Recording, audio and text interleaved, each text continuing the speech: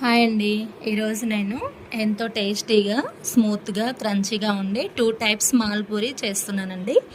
మాల్పూరికి first షుగర్ని syrup లాగా చేసుకోవాలండి. 1 కప్పు షుగర్కి ఒక హాఫ్ కప్పు వాటర్ వేసుకొని సిరప్ ప్రిపేర్ చేసుకోవాలి.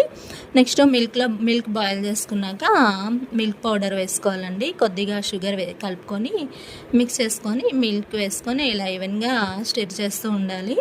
అలా మిక్స్ చేస్తుంటే మనకి కోవా రెడీ అవుతుందండి కొద్దిసేపటికి. ఇప్పుడు పూరి కూడా ప్రిపేర్ చేసుకుందామండి. ఇలా పూరి మనకి క్రంచీగా కావాలంటే కొద్దిగా ఎక్కువసేపు ఫ్రై చేసుకోవాలండి. స్మూత్గా కావాలంటే కొద్దిసేపు ఫ్రై చేసుకోవాలి పూరీస్ కూడాను. ఈ విధంగా క్రంచీగా ఫ్రై చేశాను. అండ్ స్మూత్గా కావాలంటే వెంటనే టర్న్ చేసేయాలండి. పూరీస్ వేసిన వెంటనే టర్న్ చేసేస్తే అవి స్మూత్గా ఉంటాయి. మనం క్రంచీగా కావాలంటే కొద్దిగా ఎక్కువసేపు ఫ్రై చేసుకోవాలండి. ఈ విధంగా మనకి ఫ్రై చేసిన పూరీస్ని షుగర్ సిరప్లో డిప్ చేసుకొని తీసుకొని మనం ఇలా కోవా వేసుకొని మిడిల్లో ఇలా ఫోల్డ్ చేసుకోవాలండి. ఈ విధంగా అన్నీ చేసుకోవాలి. చూడండి, ఒకటి క్రంచీ చూపించాను, ఇదేమో స్మూత్గా ఉంటుంది.